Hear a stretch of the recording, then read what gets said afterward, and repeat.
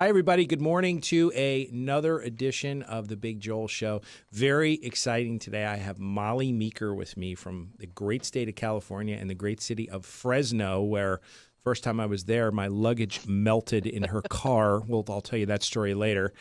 That's a very funny story. I happened to be there in August, by the way, not the optimal time to go to Fresno. But Molly is a producing regional manager because Molly probably never wants to give up her production with Bay Equity Home Loans, again, in Fresno, California. And how long have I known you, Molly? Like 9 years? Something like that? Yeah.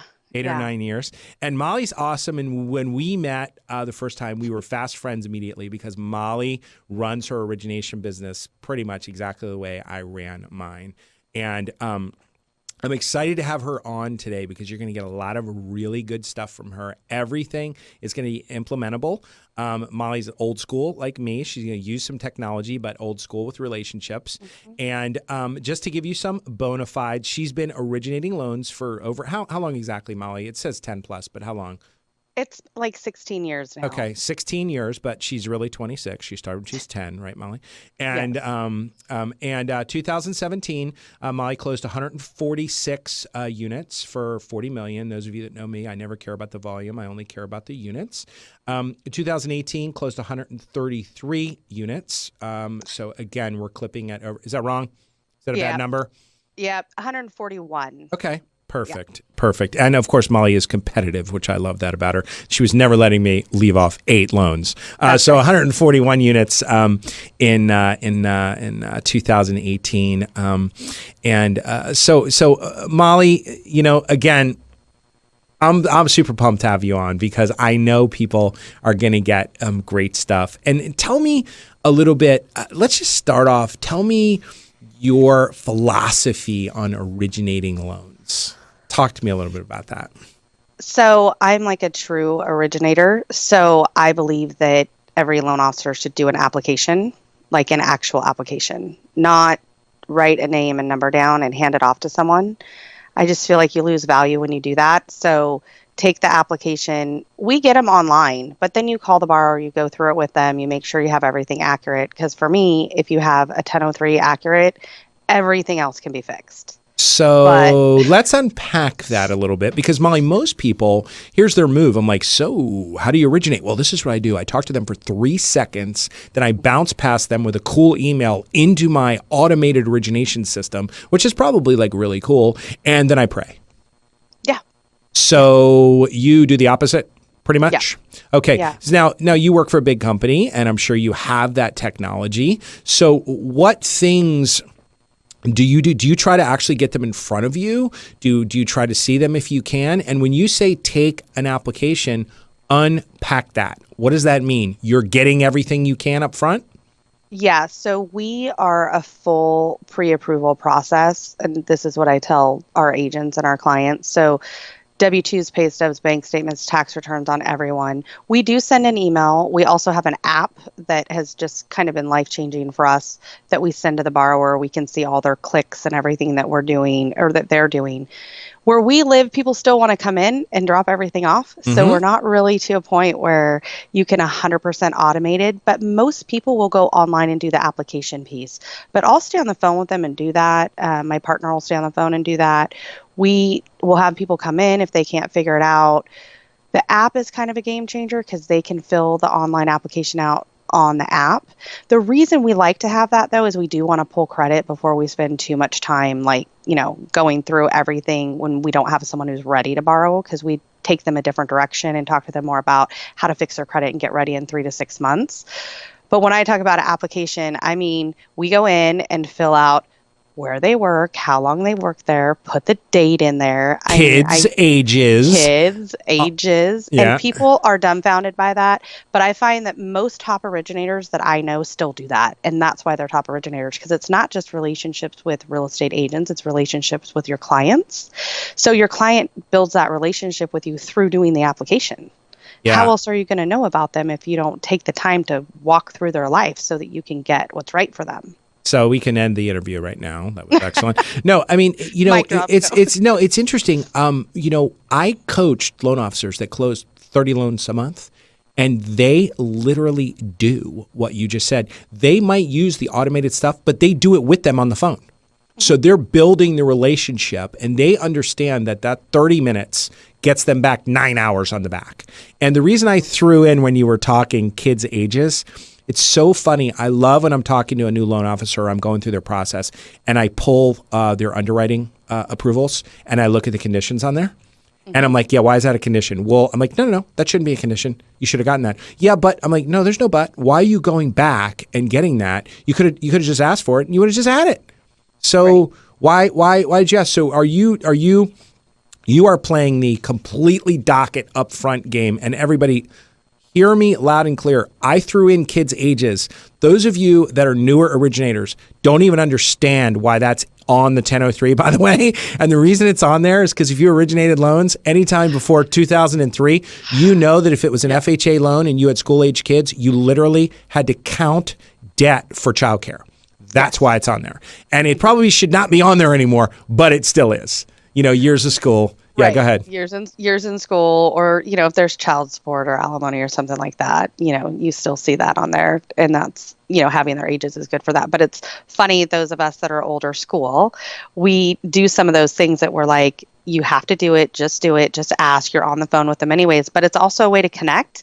So if they have a 5-year-old and you have a 5-year-old, now you just found something that you connect with them. Where do they go to school? Do they like their teachers? What do they play t-ball? Like, you have to find something to interact with so that you can get their trust. Because literally people will take more time buying a car than doing a loan. Everyone hear that? Everyone hear that? More time buying a car, a depreciating asset that is a horrible thing to buy, probably.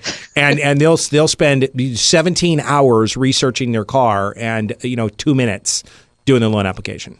Yeah. And I mean, they'll sit in a car lot for 6 hours filling out paperwork, and you can't get them to, come in for an hour to go over the biggest purchase of their life. So I use that analogy with them a lot. With people. That's a good takeaway for people. But I don't want to glass this over. So many loan officers think that it's not even really their job to go through that stuff. And yes, there are very busy loan officers that have people help them with that. When you start closing a certain amount of units, you need some help with certain things. Mm-hmm. But what you said is so important regarding connection. One of the things I do with loan officers I work with is we look at credit pulls versus closed loans. And we look at it all the time. We're like, okay, I started 100 new loans. Well, I'll call that a credit pull. I started 100 new loans for the month. How many did you close? I closed 22. All right, so 22%. And it's rolling forward. And when we start looking, if we back out poor credit, so say out of 120, 15 of them were bad credit. So 85 actual people that could buy a house and 22 closed. Well, wait, what's up with that? Like, what happened?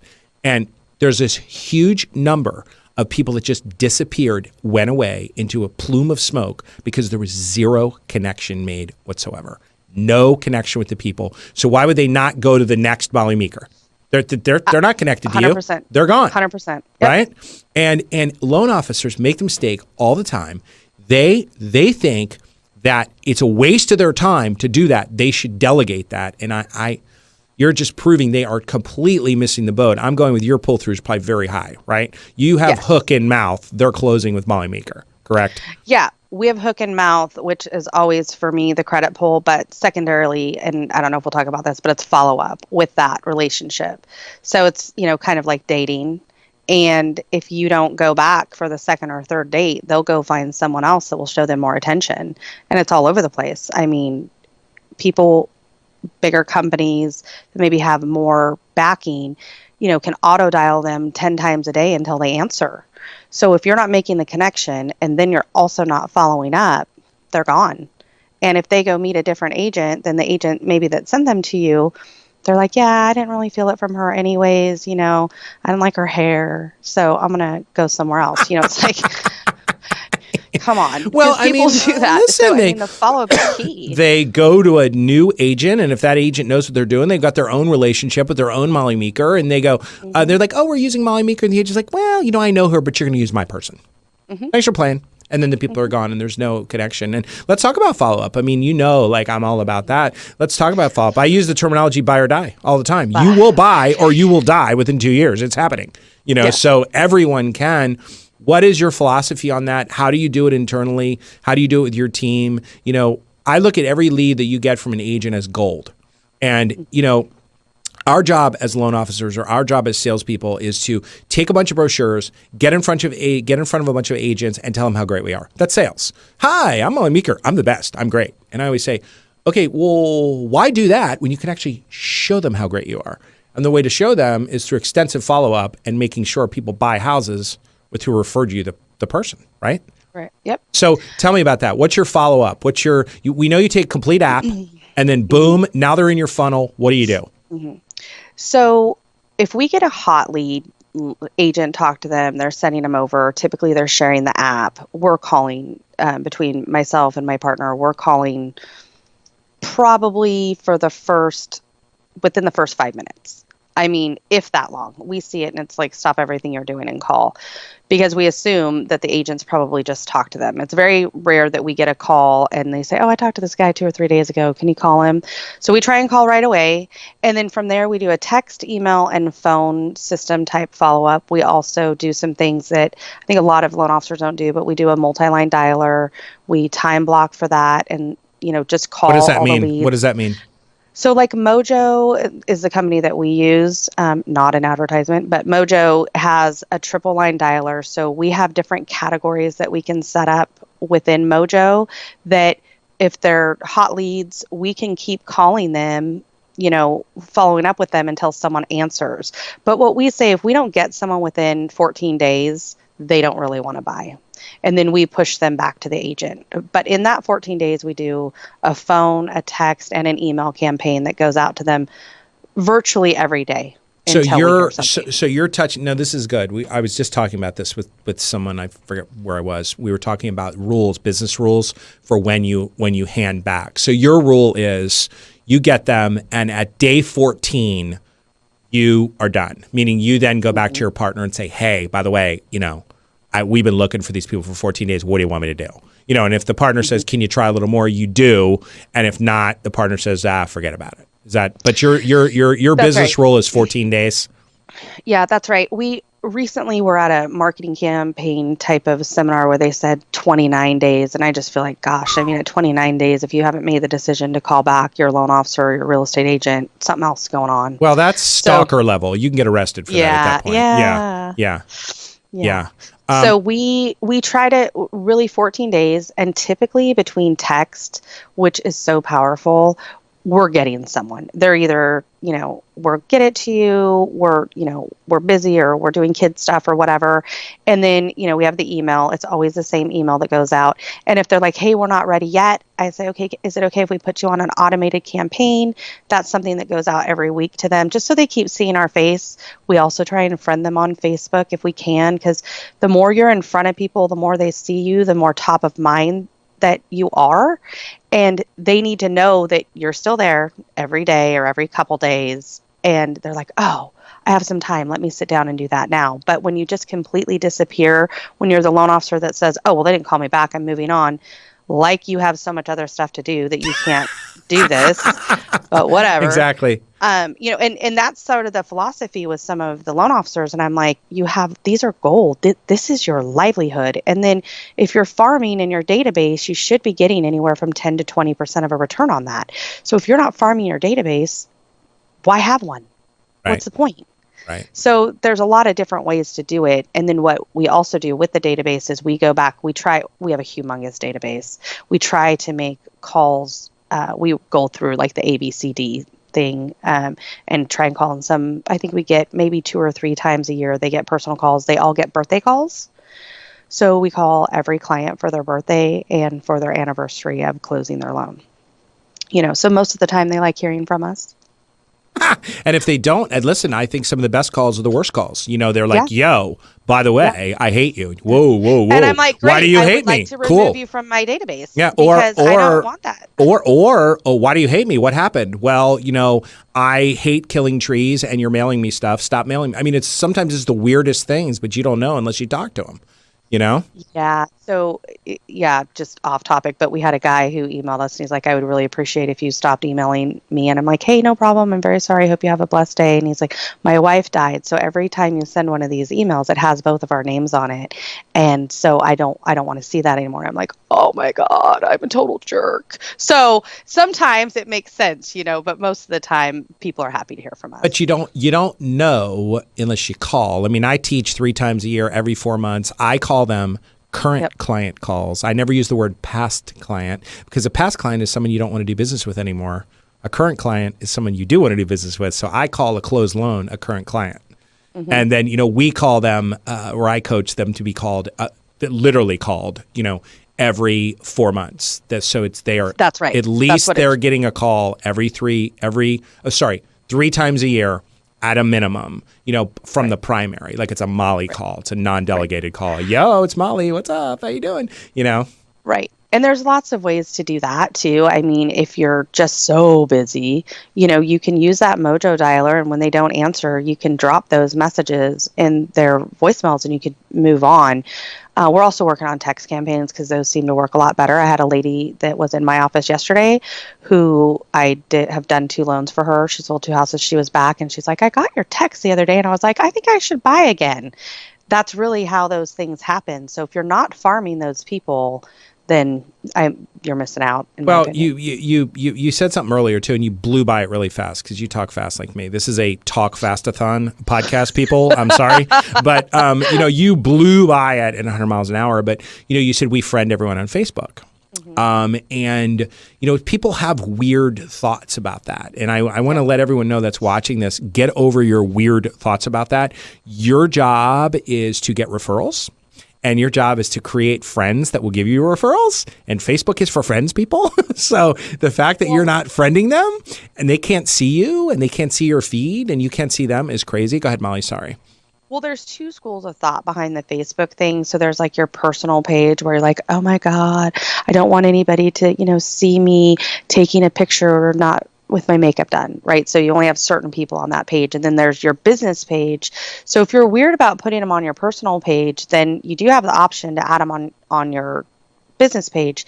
And I was that weird person. I just super clear. I was like, I am so private and amazing. I don't want anybody to see me. And now I'm like, I'm a hot mess. Here's my real life. Like I'm working. My husband works, I run an office. We're all over the place doing a million different things. And, we're real. You're real. Let's get your home loan. Let's, But connect. that's what they want to see. What they want. They want to see that you're real, just like them. They want to see that you had to change your shirt because your kid puked on you on the way out the door.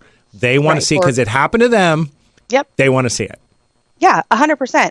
And that was all learned for me. So that was all going to seminars, meeting people, talking about that stuff, because I wasn't a huge Facebook user or Instagram user, so I didn't know.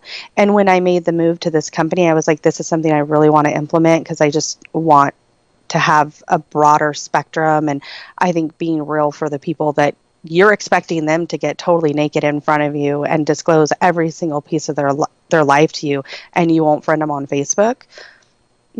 That's a great, but that's such a good way to put it. No one's ever said it like that. I'm going to swipe and adapt that, by the way, because I yell at Molly's all the time when I have a new Molly client and they fight me on the whole Facebook thing. And I'm like, no, no, that's private. That's only for my high school friends, whatever. I'm like, no, you're missing the boat. Let them see it. You're right. You are asking them to basically get naked. Then you're applying leeches to their body to get them alone, but yet they can't see your keg stand, from college. Right. I mean, come on. Right. Or take those pictures out. I mean, please. So tell everyone, share everyone your philosophy with your referral partners. How you roll there. I mean, the first time I was in Fresno with you, we were in the car. I was like, oh my God, this is like, I'm looking at like a twinsy, of me, meaning how you're running your business, your referrals coming in. Tell people what's important there. And then I want to talk a little bit about, because you're the right age, 26, and you've been doing this long enough, about getting into the business, about people closing 2 loans a month. What's the sage advice from Molly Meeker, grinder, top producer, who also manages loan officers, to get people out of their own way and cranked up, or new people coming in, what they should do. But before we do that, talk about your philosophy with where your loans come from. You're pretty much all referral, correct? I mean, you're all referral, and it's all coming from agents, pretty much, right? Yep. So talk about it. So agents and past clients, and I will say we're trying to do some of the other stuff just to stay top of mind, but that's not where the majority of the business comes from. But I've learned through the business and lots of different mentors that you have to work with people that you like. If you're not working with people that you like, you're not going to have any fun. And every day you're going to be like, oh my God, I have to go meet this agent for coffee, or I have to go into this office and say hi to people. And I hate that. Most of my agents are friends, if not some of my best friends. And it's not always possible to do that, but kind of like what we were talking about before, if you can get real with yourself, then you can get real with your business partners and they can be real with you, and it makes sense. And not every business partner uses us for every single loan. We like to think that they do, and we want that, but that's not always how it works. But I want to walk into, Keller Williams or Remax or some of the smaller brokers here, and I want everybody to know my name, because even if they didn't refer me a deal, if they see my name on the other side, they're going to take the deal.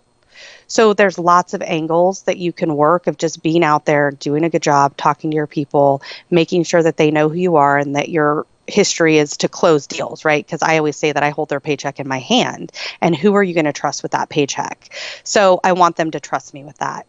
But as far as the referral stuff is concerned, these people are some of my very best friends. I mean, that I trust wholeheartedly with all sorts of different things, not just the real estate business. And some people can't let themselves go and do that. And if to kind of segue into the new loan officer, they're like, well, I don't want these people to be my friends. I have my own set of friends. If your friends are not making you money, maybe you want to consider some real estate agents as your friends, because they're going to help you make money and live your life, and you can live happily ever after. So together, right? number one reason loan officers fail, number one reason, I think I've been coaching loan officers for, I don't want to say how long. It's been a long time. It's over 20 years. Number one reason loan officers fail, they don't want any new friends. You just hit it. By the way, I didn't set Molly up for that. I haven't talked to her in a little bit. She's been texting me, do I need to be prered for this? What's up with this? I'm like, be quiet. This is going to be fine. But she's hitting the nail on the head. And those of you that consume my podcast, you will see I have previous guests that are right along this line, because these are model match people for me that talk like this. I always crack up, Molly, when I have a loan officer and they're telling me they're chasing some agent off a list that's like the number one Keller Williams agent in the area, and they literally hate them and think they're nasty. I'm like, well, how fun is that? There's plenty of other agents. You don't need that. There's so many agents. And what I could say to a brand new loan officer or newer, or someone who's struggling a little bit, ask someone that has the MLS to pull the top 200 or 300 agents in your area. If you really look and see how many agents are in your area, you realize that you don't have to work with people you don't like. There's lots of options, and you can date them. And I think that you and I have talked about that before. I mean, you can see who you like and don't like, and they may not like you. And sometimes that's a hard reality too, because not everybody loves my personality. And I know that. So they're not a model match, but you respect each other. And that's fine. And you can still work together, but maybe they're not your referral partners. But, go through and look and see who some of the newer agents are, maybe that have newer numbers in your area. You can pull all that data. That data is easy to get. So if you're going for the big fish all the time, chances are they have their relationship. Not only that, most top real estate agents really don't do real estate. They have buyer's agents and listing agents that do it. So it's a little bit different as to where they're sitting there saying, I'm grinding away trying to get every single loan application out of this guy. this guy, sometimes these big realtors don't even know the names of their buyer's agents. So there are other people that you can match with. You can stalk people a little bit, the Facebook, the Instagram thing. You can see what people like and do without having to work with someone that you just can't stand, or that you think has an ego issue, or, you don't like the way their voice sounds, or whatever it is. The other thing too, that without not wanting new best friends, the other thing is most loan officers, they want everything to happen like immediately. Oh, why didn't I close 5 loans my first month? I'm like, yeah, that's going to take you a while. I say all the time, once you close 100 loans, we'll talk. Once you close 1,000, then you're professional. And they're like, what? I'm like, yeah, close 1,000 loans, then we'll talk. Because that's what'll put you in that elite level. And I don't mean close 1,000 loans over 30 years. I mean close 1,000 loans. But relationships are a marathon, not a sprint. You were talking about some of these people are my best friends. You did not walk into an office.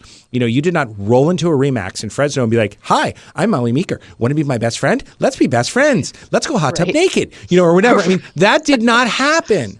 These are relationships that happen over time. And I would tell loan officers listening to Molly right now, because she's like 1,000,000% right on, think about who your best friends are today and how long it took you to become best friends with them.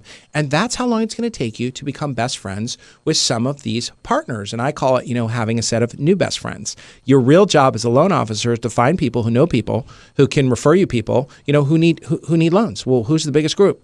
Agents, and then become best friends with them. That's your job. Your job is to get referrals, not do loans. Taking 1003s, that's easy. Your job is to get the referral. The referral, you can't take 1003.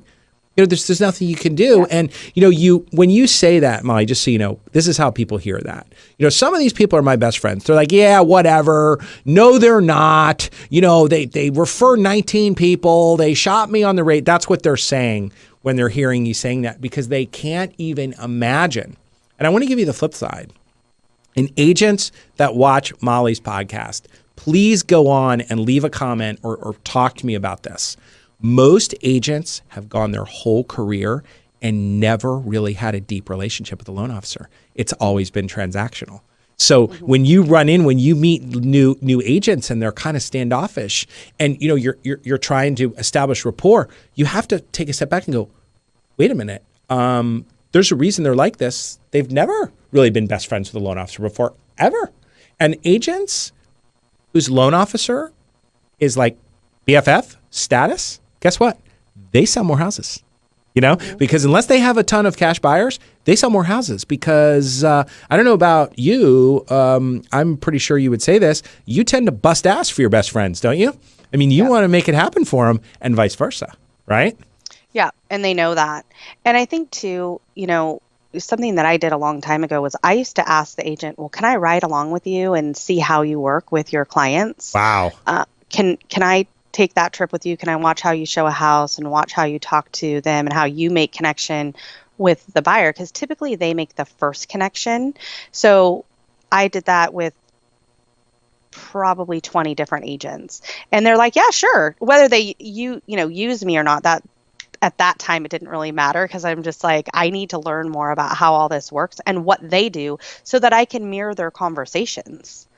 I don't want to have totally different conversations with buyers. And so I learned how agents talked to their buyers and how they figured out what they needed and negotiated. And, a lot of those people had been in the business much longer than me. So it really helped me figure out how to talk to them and what they're looking for and concerns, and watch them look through houses. I mean, I don't do that anymore. I said it yesterday to this client. I don't ever go out and look at property anymore just because I don't have time. But that was instrumental for me in the beginning to see how that all worked. To live in their shoes, know what they're dealing with. And boy, what a great bonding thing too. You're a new loan officer, you're closing two loans a month or one loan a month or whatever. And trust me, don't even try to BS me. You have a lot of time on your hands. I mean, like a lot of time on your hands. Totally. You're probably working 9 minutes a day, when you're doing that. You have time to do that. And that, boy, what a neat activity that is. So you basically just say, hey, would you mind if I just rode along with you? because I think it'll help us work better together. I mean, you could probably say a bunch of different things, right? Yeah. I think it'll help me help your clients better. Maybe you'll be able to sell more houses or sell more houses quickly. Interesting. That's a cool takeaway. And, I think that's a common theme, Molly, by the way, with originators that do a lot of business when they started. They always kept busy. They would never be like, I don't have anything to do. I would be sitting in a real estate office for like 5 hours. I didn't have anything to do. Joel, you're back here again? Yeah, I'm here. How are you? What's up? You got to pretend you're busy. Joel, don't you have anything else to do? I just took a loan application. Whatever. I mean, because I didn't have anything to do. Yeah. So many offices are closed offices anyways, right? These days. So if you can make that connection, just say, hey, I don't want anything from you. As a matter of fact, I'll buy you lunch if you let me do this.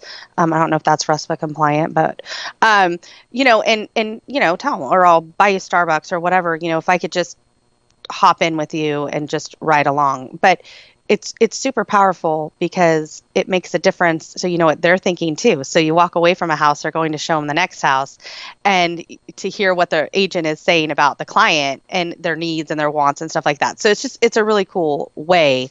And, do something nice for them if they're going to do that. So 2019, doesn't matter what company I work for, I'm closing 2 loans a month. I was closing 3. One of them was a refi. I'm crying. I'm complaining. My rates are high. My company sucks. I want to talk to this recruiter or that recruiter because I'm this great loan officer that closes 24 loans a year, whatever. Okay.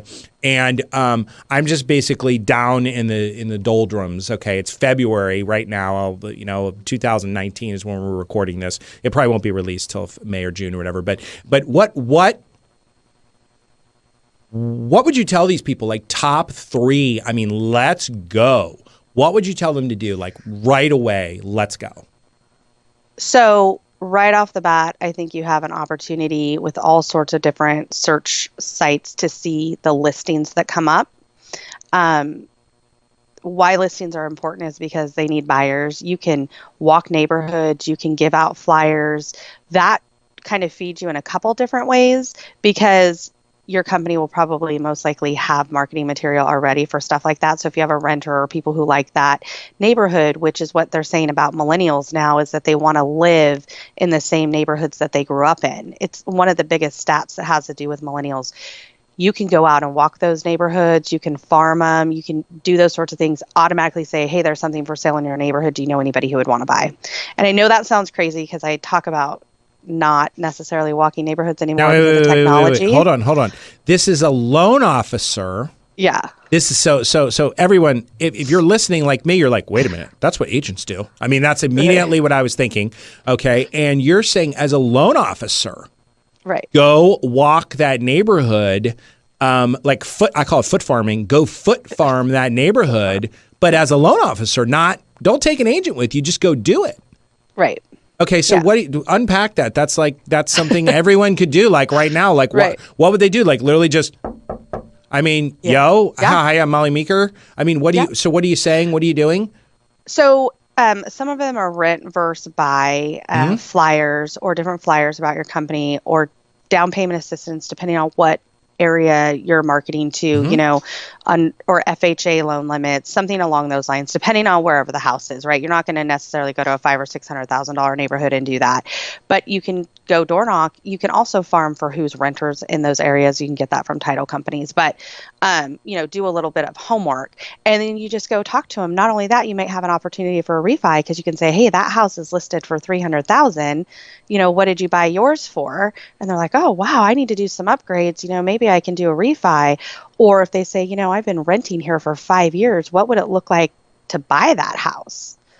And boom, there you go. Okay, so and foot farm. People answer the door. Foot farm. What else? Number 2. Immediately. I'm sitting in my office complaining my rates are high. No one's calling me. My office chair looks like an imprint of my butt because I'm just sitting in it all day, which it shouldn't look like that. What's number 2? Immediate. Like they can turn this podcast off and go do it. Well, I think it's probably going out and meeting the agents. I mean, you and I have talked about this before. What do you call it? But if you want to get belly hit by a car, belly. Oh yeah. But if you want to get hit by a car, where do you stand? Traffic, right? Right. So go to the offices. A lot of these, at least where we are, they have cafes now. They have all sorts of different places where you can go and kind of mingle. We have a lot of open office meetings. You can go there and pick people out. I would probably go back to what I said, though, about finding some of those agents that aren't necessarily top agents or like somewhere in the middle or maybe even in the bottom, and start making phone calls. Ask for a coffee date. I have an agent or a loan officer right now that I'm coaching, and that's what he's been doing. And he's closed and has more in the pipeline right now than he did all of last year. So back that up, because this is like nuclear bomb level. I want everyone to hear what Molly just said. This is the exact opposite of what all mortgage banking trainers and coaches will tell you to do. I would never tell you this, but everyone else. She said go to the middle or the bottom of the list of the agents. Yeah. She said this is what, Molly, this is the classic, right? You've been doing this a long time, so you've heard this like 40 times, right? Okay, this is what you do. You get a list of the top producers and you call them with this really cool script. Hi, I'm Molly Meeker with Bay Equity Home Loans. I'm really cool. I'm awesome. I have an incredible brochure. Would you like to meet for coffee at 5 o'clock or 10 o'clock on Starbucks? Click. I mean, you're literally calling agents that sell like 100 houses a year. They're like laughing at you and hanging up on you. Right. And so what or Molly telling just them you're said, going to send them a book. I like when you're like, I have this great book I'm going to send you. So what Molly just said, which is, this is what I teach too. It's awesome. She said, go in the middle or go to the bottom. Okay? Because guess what? You don't have anything to do, and neither do they. But a lot of times, new agents have leads. They don't know what to do with them.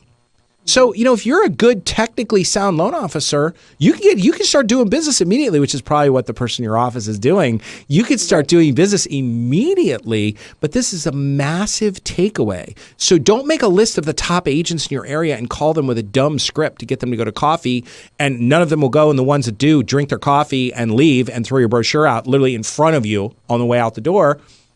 Go to the middle or go to the bottom. It's genius.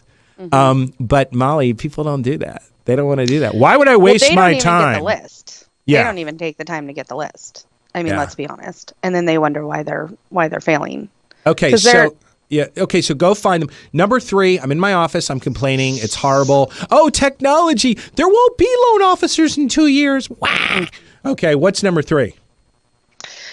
So, I'm kind of torn between maybe using social media for your sphere or just start maybe calling your sphere. I feel like if you're at a certain age, you can do that. So when I was younger, loan officer, I mean, I just reached out to all my friends. I'm like, why do you not own a home? Right. So that's really how I started. Did everyone get that? Everyone get that? It's highly technical what Molly said. This is a very hard script. Hi, it's Molly. Why do you not own a home? Mm-hmm. What a great opener. Not do you need a mortgage? Not can I pre-qualify you? Okay. Right. Why do you not own a home? Why do you not own a home? Yeah. And then I also feel like maybe just kind of a little, but know your audience, right? So, I've been doing a lot of speaking about millennials. Know your audience, know what they want, which kind of goes back to the foot farming and some of the other stuff. I mean, I've changed so many ways that I do things because you have to change with the times. So, I mean, if you're 50, maybe you're not able to say that. Maybe you're not able to pick up the phone and call every friend and do that, but if you're younger, like my daughter's 25, I'm like, you better Snapchat every one of your friends and find out why they're not buying a house. Right. And so those types of things are definitely possible. There's all sorts of things to do depending on where you are. I think making the connections though, and I'm dumbfounded. Everybody knows a real estate agent. So go find a real estate agent that you know and figure out what they want. There's all sorts of ways to do it, but know your audience for sure. I mean, you could spend your time interviewing agents. Yep. It's just like doing it. It's like doing a ride along. It's funny. By the way, Molly's married to a chip, right? And like doing a ride along. She knows about the ride along. Yes. No, but I mean, it's the same type of thing. I mean, it's what I did when I started as well. There were certain agents, and I would just say, hey, can I just interview you? Can I ask you a bunch of questions? Mm-hmm. I mean, and I knew they were working with, Molly Meeker. They were never going to work with me. I mean, I knew that. They've been working with Molly Meeker for 10 years. And but they were glad to sit down and sort of, I call it like the kung fu, the grasshopper, listen to me, grasshopper. They were glad to be like, okay, this is what agents like. This is what they want. They want you to return their calls. They want this, they want that. They want, and then to learn. But I think the biggest, hugest takeaway for that sort of that cold start, you're just sitting there and you just got to start the car, is don't go high, go low. Meaning go where people will talk to you. You know, and it's funny, loan officers get like totally disgruntled because they're just getting hung up on all the time. Well, they're just calling the wrong people. Right. They're calling people that have no business. They don't want to talk to them. And the people think it's hilarious. I mean, Molly, I coach and mentor as many agents as I do loan officers now, and they just crack up. We talk about it all the time. I'm like, so what happened today? And I think, I think if you don't have agents, the Foot Farm situation, go build your own relationships. You can do that. I mean, go in your own neighborhood if you wanted to, you know, if you're still living at home or, you know, whatever. But you can go look at a brand new listing, you know that it's going to go live, right? Go talk to those people because a lot of people buy in the same neighborhood. And then you don't have to depend necessarily on that relationship. You can get a pre-approved buyer and then you can pick who you want to work with. You can send that to an agent. Yeah. Which you don't have. Yeah, that's exactly right. That's awesome. Okay, so just a couple things. I want to go back to the beginning. Again, I could talk to Molly for like 8 hours, and you guys would have all kinds of cool stuff because we didn't even scratch the surface of really what she's doing. Molly, before we wrap up, Molly Meeker, Meeker, okay, Bay Equity Home Loans, Fresno. They could find you on Facebook, right? Yep. If you just hashtag spin doctor in Fresno, you'll find her husband. That's an inside joke. Who's become a spin instructor, right? He's loving that, right? Works for Cycle Bar, and he's a California Highway Patrol, which Joel loves to talk about. And will you answer questions if people had questions for you if they left them on my Facebook page or YouTube, or if people have questions? And one of the things we started with is really connect up front. I don't want to finish without coming back to that because that was awesome. Meaning, you were going to get them naked, and we need to really connect with them. And the more you connect with them, the more you will hold them in. And then we went through just some things that you can do if you're not doing a lot of business. And this is stuff that anybody can do. And the other thing, you didn't say it, but I know you really well, so I can say it. You actually have to work too. This isn't like quarter time, like part time. I work with some loan officers, Molly, that close 40, 50 units a month. This crap about, these coaches and stuff that sell this crap, I work 2 weeks out of the month and I don't do anything. BS. That is not the way it works. It's not the way it happens. Yes, you have to have work-life balance, but that is BS. They're working. That is not the way it works. Yeah. So I tell just this story. My daughter used to sleep on the floor wherever I was working, and now she works in the office with me. Now she stands on that floor? Yeah. Right. Yeah. Now she's standing on the floor running the show, but that's really how it is. I mean, you got to love it and you have to work it. And so for the people who are like, oh, I get to the office at 9 and I leave at 1, that stuff is not real. That is fake news. I don't know anybody that's a top producer that does that. And I hear it all the time. You see it on Facebook, but I don't know anybody who does that. And so you're right. And thank you for touching on that. I'm sorry I didn't, but it is a full-time job and it's a job on the weekends and you get compensated very well for your job, but you're kind of always available. You can shut off at certain times and that makes sense for your balance and your life and you get that. But at the end of the day, you're putting yourself out there for this type of a job. People are very emotional during this time. You have to be able to be there for them. And the agents are sometimes emotional too. But it is a full-time 40, 50, back in the heyday for me, 60 hours a week. I mean, that's just a reality. All right, everybody. Molly Meeker, Fresno, California. The story I told at the beginning, I'll just tell it just really quick. We don't have any time. Molly picks me up at the airport the first time I was in Fresno. She picks me up in this little black car, and it was August, and I'd never been to Fresno before, and I thought I entered Inferno, hell, basically. And we get to her office, and she looks over at me, and she goes, what do you got in your luggage? I'm like, what do you mean?